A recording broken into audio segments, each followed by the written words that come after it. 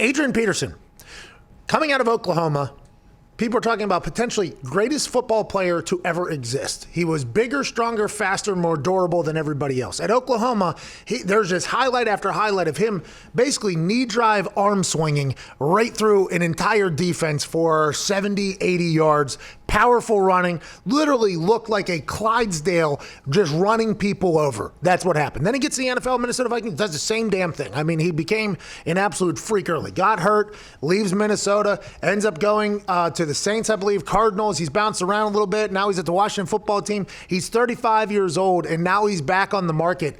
And Coach Ron Rivera said, it wasn't about Adrian Peterson. It was about how other people were playing. So I guess they must have a stable of running backs over there who are playing very well. I don't think that is automatically a shot at Adrian Peterson. I think he let go of Adrian Peterson now so the rest of the league can know that he's going to be on the market as opposed to holding on to him until actual, like, the last minute of cut time.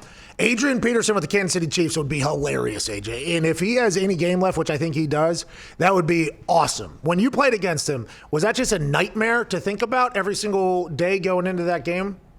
Yeah, pretty much. But it's also like you have the ultimate amount of respect for the guy, too. Like, I played him twice a year for 8 years, I believe. He came in the league 1 year after me. So this dude, like, I always get asked that question, who's the toughest guy to tackle? And it's tough to figure out. I'm like, well, I don't know. They all seem pretty damn tough to tackle in their own way.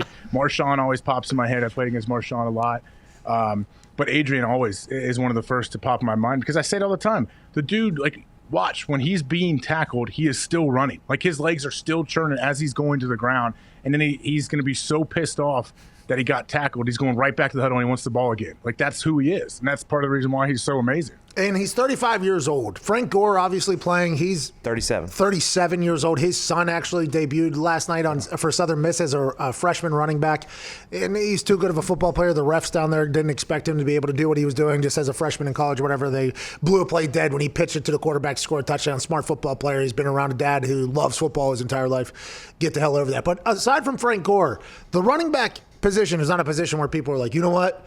A lot of really long careers at running back. That is just not something that's normal. He's 35. Should teams even think about, like, he had 900 yards last year and that building was on fire. We've learned about that more so than we ever have in past in Washington.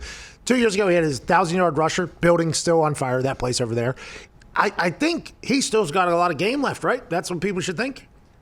He has a ton of game left, but the only problem about keeping him, which I'm sure Washington wasn't able to do, if you're splitting time as a back or you're getting, I don't know, 10, 12 carries, and say you're the second back or even the third back, you have to play special teams. And Adrian's never play. He's not going to play special teams. So if you bring him in, you gotta make your roster has to be set up in a way to where you can afford having a guy like that that's may only be in there for 15, 20 plays on offense, and he's not giving you any production on special teams. That's the hard thing about signing vets like this. That's so accurate. And by the way, because they just cut down Tampa Bay, his name, I should know his name. Yeah. I do not. The third running back, though, that was on the Buccaneers roster was cut, I believe, yesterday or this morning. So basically all indications are Rojo, Leonard Fournette, and LaShawn McCoy will be the three running backs there.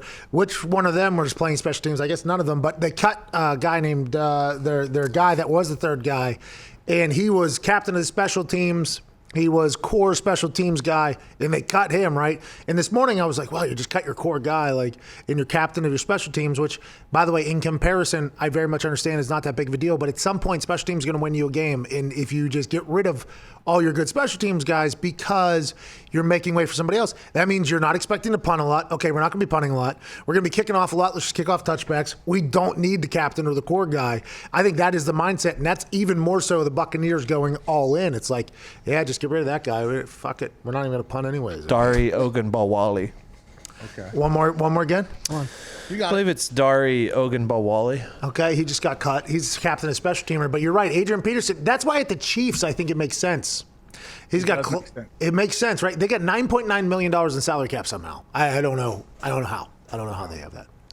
It's amazing. You're right. I mean, I've heard a coach tell me, like, hey, especially if you're a position player and you're not really playing the majority of the game, like, you have to contribute on special teams. Like, you absolutely have to. And if you bring Adrian in, your roster has to be set up to where you have some your second, third, fourth wideouts can run down on kickoff, tight end on kickoff return, stuff like that. You just got to have some dudes that can fill in. Tight ends, obviously another big special team. Linebacker, got linebackers that are special teamers. But boy, it is.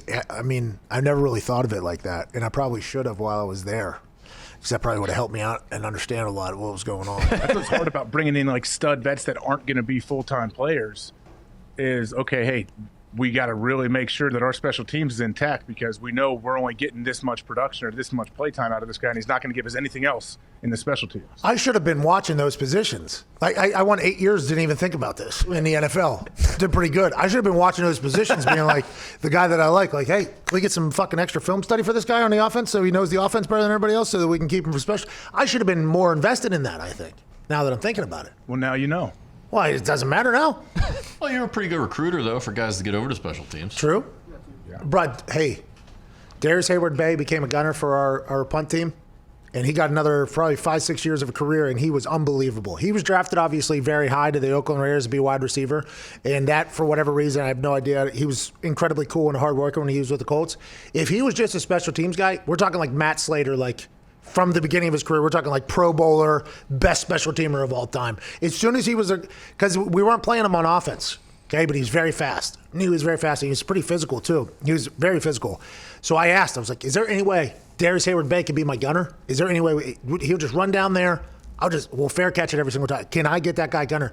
And Tom McMahon was like, that's going to be tough, I think. That's going to be very tough to do it. And he asked DHB, and DHB was like, yeah, I'll do it. And they let him do it. We gave up 0 return yards the rest of the season. Just Darius Hayward-Bay sprinting. I don't think he even knew how to tackle the first game. He was just running at people, and they were just like, fair catch, because he was so fucking fast. But yeah, there's a guy I should have seen that earlier, by the way. Credit to him. That's super rare. People very even know rare. That's super rare. He was top 10, I think top 5. 7 maybe, or 5? 7.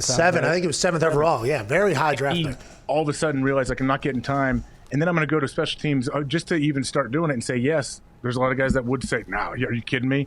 But then to thrive and be a stud on special teams, a lot of guys, if they get thrown in there, they're like, all right, if I put some garbage on film, they're not going to throw me back out here again. He was good. Very, very, I was very thankful. I was like, thank you so much. And then he got paid by the Steelers to be a stud. He was in Pittsburgh for 5 years. He had 33 targets. So that's all special teams. And he got paid there, too. I think, not obviously what you would get as a top-end wide receiver, but he was like a stud special teamer. I mean, that's not normal, by the way. And that goes, he was a cool dude. He was a cool dude. And he got talked. People talked a lot about him, obviously, but he was a cool dude, worked his ass off, very thankful.